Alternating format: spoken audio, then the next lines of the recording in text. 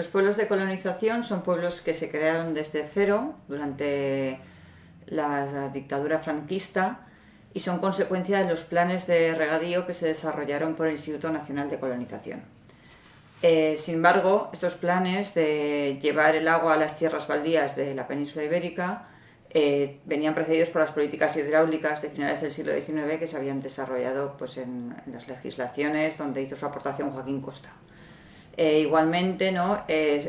Todos esos planes hidráulicos se desarrollaron durante todo el inicio del siglo XX, pero se vieron paralizados con el estallido de la Guerra Civil y fue con la creación en 1969 del Instituto Nacional de Colonización cuando empiezan a desarrollarse la construcción de pantanos que luego ¿no? Llevan el agua a nuevas tierras y hay que llevar hasta ellas ¿no? personas que vivan allí y para ello les hacen estos pueblos.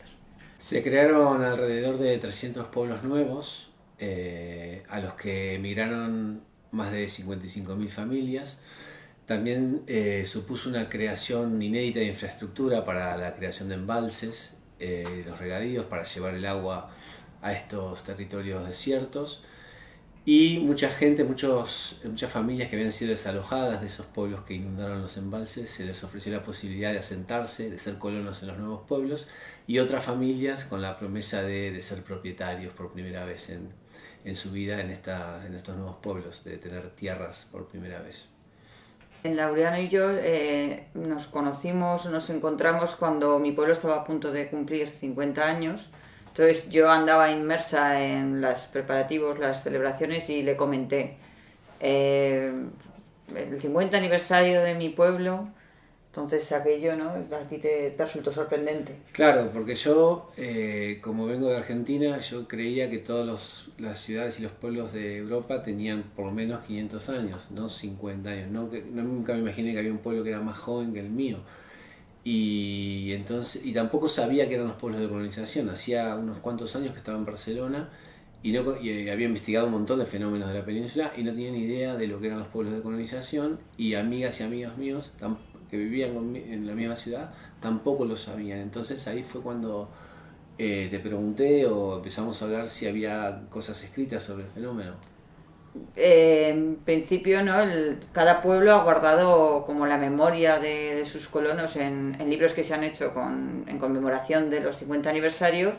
Luego sí que dentro de las universidades hay varios expertos que han estado estudiando tanto la arquitectura como el arte sacro de las iglesias, pero son o libros muy técnicos o libros muy específicos de cada uno de estos lugares. Detectamos, no había un libro, ¿no? que hablase del fenómeno de la colonización a nivel global, y claro, nos pareció algo que al ser que abarcaba toda la península, ¿no? que es un fenómeno además que es muy complejo, nos sorprendió que hubiera sido tan ignorado. Y tan reciente también, porque habían pasado justamente 50 años, un poco. Entonces, bueno, hicimos un primer viaje donde empezamos a probar, a hacer preguntas, empezamos a leer estos libros técnicos, estos libros aniversarios, la información que íbamos encontrando. Y después de ese primer viaje, las primeras entrevistas, las primeras documentaciones, los primeros pueblos que conocimos, ahí surgió la idea de presentarnos al primer premio de no ficción de la Caja Books. Y bueno, tuvimos la suerte de que nuestro proyecto fuera aprobado y eso nos dio un impulso fundamental para seguir con el proyecto. Además nos ayudó, ¿no? a estructurar, empezar a pensar en el libro como un todo, porque nosotros a raíz del primer viaje escribimos algunas crónicas que hablaban ya del fenómeno, donde aunábamos datos, pero tener que estructurar, ¿no? que hacer una estructura para el premio ya nos dio como ese esqueleto del libro que era necesario, ¿no? también para seguir con nuestra investigación y con nuestros viajes.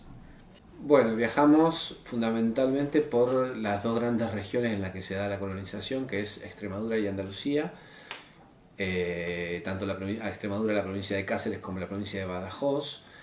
En la zona de Andalucía estuvimos en el interior de Sevilla, interior de Córdoba, interior de Cádiz, donde se fundaron muchos pueblos de colonización. Después estuvimos en la zona de Monegros, de donde es Marta, los pueblos de Aragón, algunos de Cataluña, de Castilla. Alrededor de 100 pueblos visitamos o sea, perdón, más de 100 pueblos visitamos de los alrededor de 300 que hay en España. Y en principio el viaje, o sea, sí que hicimos una planificación, ¿no?, de las rutas, investigando, pues bueno, aquello que íbamos leyendo, ¿no?, en los libros técnicos, en los libros que habíamos recopilado, pues nos llevaron hasta Vegaviana, nos llevaron, ¿no?, nos fueron como dando los puntos que unirían, digamos, este trazado que es el viaje por los pueblos de colonización.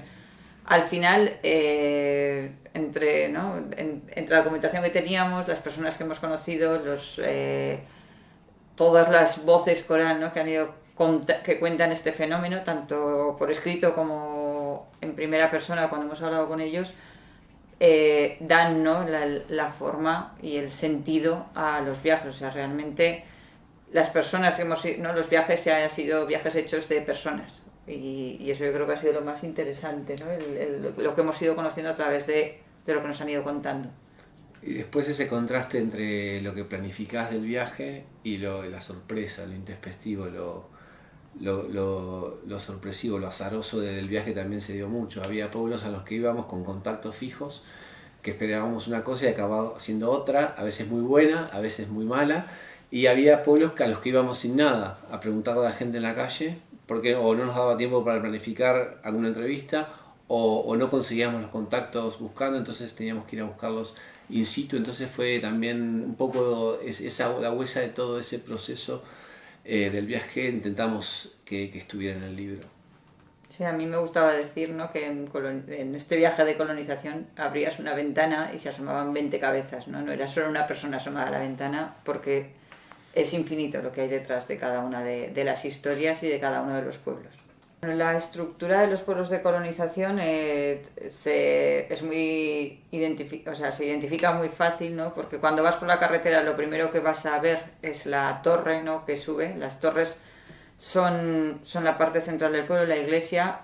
Estamos hablando de pueblos que se desarrollan durante la dictadura franquista, con lo cual la iglesia tiene un poder muy importante dentro del nuevo pueblo. Siempre en las plazas está el poder eclesiástico y el poder administrativo, ¿no?, normalmente uno frente a otro, es lo más habitual. Las plazas son cuadradas, arboladas, ¿no?, y ahí están un tipo de vivienda que son para los locales comerciales, y luego ya el pueblo se suele expandir en calles, depende de la estructura del pueblo, no rectilínea suele ser, ¿no?, pero donde están las casas de los colonos, que sí que tienen la característica peculiar de ser casas muy grandes, con corrales muy grandes para los animales. El régimen franquista usó Vegaviana, ¿no?, como principal, como el pueblo modelo, ¿no?, de colonización para su propaganda, porque fue muy importante para el régimen hacer propaganda de todo el plan de colonización. Vegaviana es probablemente el pueblo de colonización más conocido, porque iconográficamente las fotos que sacó Joaquín Palacios, Kindle, este fotógrafo, que era el fotógrafo, digamos, de la propaganda, circularon por todo el mundo, tuvieron muchos premios. De hecho, hasta el enemigo ruso le da un premio al pueblo de colonización franquista, cosa que acá, cuando sucedió eso en un congreso de arquitectura en Moscú, se preocuparon por darle una difusión considerable. También en otros certámenes internacionales. Y Vegaviana sí tiene esa estructura sobre todo moderna, de pueblo de colonización, y lo ejecuta José Luis Fernández del Amo, que es el arquitecto principal de la colonización, y el que trae a trabajar a las iglesias de colonización a un grupo de artistas jóvenes, de las vanguardias, modernos, muchos vinculados en dictadura de manera secreta con el comunismo, con el Partido Comunista, con la izquierda, y les da trabajo, y el régimen hace como un poco la vista gorda, y a través de José Luis Fernández del Amo, que era muy católico y muy franquista, pero a su vez muy respetado por el circuito artístico español de aquel entonces, se consiguen estos artistas trabajar y aportar a las iglesias de colonización obras que es lo que hoy es lo más importante, artísticamente y estéticamente lo más importante de los pueblos de colonización, son sus iglesias y las obras que aún se conservan. Es paradójico, porque detrás de estas iglesias y detrás de estas obras, ¿no?, pues nos encontramos con con muchas anécdotas, ¿no? Anécdotas desde que, ¿no? de cómo hoy todavía el Rafael Fernández del Amo, el hijo de José Luis Fernández del Amo, se preocupa por preservar el patrimonio que su padre dejó, o anécdotas de obras de estos artistas rojos que estuvieron en las iglesias y desaparecieron, o ni siquiera llegaron a inaugurarse porque se borraron antes. Entonces, y luego sobre todo también, ¿no? A veces la imposibilidad o la dificultad que hay en estas iglesias para darles valor, ¿no? Porque como es algo que no es antiguo, parece que, y que no es típico, ¿no? de una iglesia, o sea, lo que hace Fernández del Amo es llevar la abstracción, ¿no? El movimiento abstracto dentro de las iglesias, algo que antes no se había visto, algo que es muy innovador, ¿no? dentro del arte sacro, con lo cual allí hay una importancia, ¿no? que yo creo que todos aquellos que somos de un pueblo de colonización tenemos que empezar a darle valor, porque yo creo que las cosas adquieren valor una vez que los que las poseemos, ¿no? aunque sea como pertenencia al pueblo, les empezamos a dar su valor. Bueno, en su mayoría eran familias pobres que no tenían nada que perder y que un futuro que parecía prometedor en una casa muy grande, con parcelas, con ganado, con ciertas comodidades, entre comillas, para iniciar una buena vida, parecía hacerles una buena opción. Tenían que tener hijos, sobre todo cuantos más hijos tuvieran mejor para los trabajos en el campo, y tenían que ser, generalmente estaban vinculados al colono hombre, ¿no? Libre de delitos de sangre, libre de participación política, lo que quería decir libre de haber tenido algún vínculo ideológico con la República, y algunos otros requisitos que había una ley que pedía cumplirlos en todos lados, pero en según qué zonas se respetaron o se cumplieron más o menos de una manera bastante irregular, ¿no? Lo que sí, la mujer, la colona, aparecía como un requisito más, no era considerada una persona con los mismos derechos que el colono hombre. De hecho, ¿no? Una de las cosas, ¿no? que nos llamó más la atención cuando íbamos recopilando información en los libros, ¿no? es que siempre, o de forma más generalizada, se le daba se daba importancia, ¿no? al colono en primera persona, era el que hablaba de las dificultades, y siempre los espacios para las mujeres eran menores. Las mujeres dentro de los pueblos de colonización han tenido un papel fundamental, porque no solo han estado participando en la labor, ya no solo de trabajo en las parcelas. Las parcelas eran parcelas normalmente muy malas, que hubo que trabajar mucho para ponerlas a punto, sacar piedras, nivelarlas. La mujer acudía al campo, participaba en las labores agrícolas, pero en casa además llevaba, ¿no? Criaba animales para dar de comer a la familia, hacía la colada, daba de comer. O sea, la jornada del colono normalmente finalizaba cuando llegaba a casa y se podía ir al baile, de la mujer no. Entonces nosotros hemos querido, ¿no? recoger voces de esas mujeres colonas, bien de las que llegaron a habitar los pueblos durante el franquismo, o bien de las que ¿no? han desarrollado su vida en torno al pueblo de colonización después, para plasmar esa importancia, ¿no? y esa imposibilidad de desarrollo de cualquier lugar sin las figuras femeninas.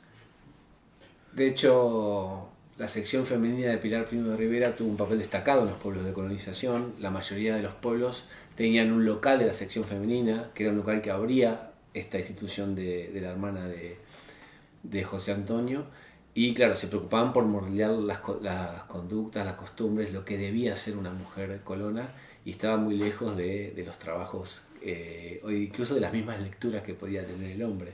En el libro aparecen algunos testimonios y algunos perfiles de colonas que se saltearon un poco eso y trataron de empoderarse en la manera que pudieron y en diferentes etapas, ¿no? de este proceso. La memoria, ¿no? es corta y es muy larga a la vez. Por un lado es larga, ¿no? porque bueno, detrás de toda esta infraestructura hay muchas vidas de republicanos en la construcción de algunas infraestructuras básicas, como son, por ejemplo, el Canal de los Presos, el Canal del Alberche, algunos pueblos de colonización, ¿no? Los presos políticos republicanos fueron luego llevados a realizar estas obras, pero además, ¿no? en cada uno de estos pueblos quedó la impronta de quién lo había construido, y esa impronta, pues bueno, en unos lugares todavía permanece, en carteles conmemorativos, ¿no?, de cuando fue la inauguración del pueblo, en su nombre, ¿no?, en parte de los apellidos, y luego también en nombres de calles, ¿no? Otros han sido cambiados y otros no, pero yo creo que el tema, ¿no?, de los nombres es algo que nos ha dado también un espacio en el libro. Sí, y queda también una nostalgia, que como toda nostalgia es engañosa, con respecto a que mucha gente considera hoy Franco nos dio esto, ¿no? Y hoy, y después de Franco nadie nos dio nada. Está ahí como esa creencia en relación al proceso de colonización, y se olvida de que tuvieron que pagar por cada cosa que hicieron, que Franco no nos regaló nada, y que de hecho costó mucho trabajo que hoy la mayoría de estos pueblos tengan tierras fértiles que cultivar. Mucho trabajo de años, muchos años durmiendo en barracones, muchas penurias que la misma nostalgia de este presente, en muchos casos, no en todos, pero en buena parte de los testimonios de la gente con la que hemos hablado, ha borrado, ¿no? Considera como que viven un recuerdo de Franco y del proceso de colonización como algo idílico, sin matices y sin cuestiones negativas, ¿no? En muchos casos, ¿no?, ellos al principio llegaban como concesionarios, o sea, no estaba claro al principio, ¿no?, cómo iba a ser el tema de la propiedad. Al final sí que se les iba a asignar esa propiedad, pero bueno, ellos cuando llegaron tenían que cumplir con las condiciones que imponía el régimen, y las condiciones eran bastante exigentes, o sea, había que sembrar lo que los ingenieros decían, aunque las tierras no fueran capaces de producirlo, aunque el agua no llegara hasta esa parte del campo. Al final, a mí a veces con el tema, ¿no?, de ellos les daban una cría de vaca y tenían que devolverla, era un poco como la estafa piramidal, ¿no?, de yo te doy esto y luego esto lo llevo a otro pueblo para empezar de cero con otros otra vez, ¿no? Ahí nos hemos encontrado con que es un fenómeno muy complejo en la actualidad, en relación al futuro, a cómo han crecido o decrecido los pueblos. Algunos pueblos han desaparecido, otros no se llegaron a construir nunca, otros se están vaciando, y otros están creciendo de manera muy rápida y en una magnitud muy grande. De todo un poco hemos visto en estos viajes. Luego también depende de las zonas, ¿no?, del lugar. Hay pueblos que han sido privilegiados por su cercanía al mar, eso los condiciona, les ha hecho crecer, ¿no? Incluso arquitectónicamente su trazado está casi borrado, o sea, solo les queda el nombre y un poquito de casco histórico. Y luego también hay zonas, ¿no?, que por el propio desarrollo agrícola, como ocurre en el campo de Almería, ¿no?, los propios pueblos de colonización han crecido, han sido engullidos, ¿no?, por la masa del mar de plástico, que por un lado, ¿no?, ha llevado a fijar población, a hacerles crecer, y que por otro, ¿no?,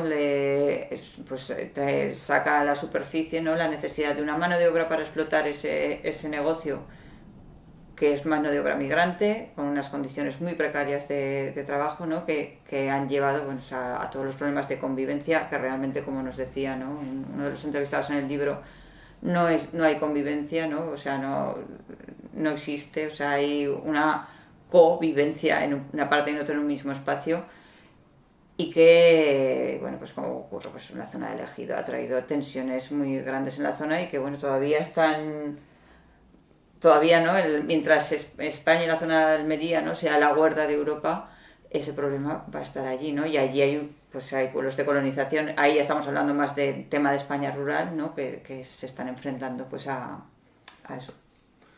Y hay algunas cuestiones poco tímidas, pero decididas, y que existen en relación al turismo. O sea, España, el turismo avanza cada vez más, como dice Marina Garcés, colonizando cada vez más espacios y más experiencias, y todo se convierte en algo turístico, y en algunos pueblos está pasando eso, y están viéndole el rostro, en su caso joven, de la gentrificación. La gentrificación es un fenómeno que ya es viejo en algunas ciudades de España y en algunas regiones de España, pero está empezando a pasar en algunos pueblos de colonización, donde el alquiler es cada vez más caro, la comida es cada vez más cara, las cosas se van encareciendo y se va haciendo cada vez más difícil vivir ahí, por causas relacionadas directamente con con el turismo. Entonces a eso, a ese fenómeno también algunos pueblos se están empezando a enfrentar.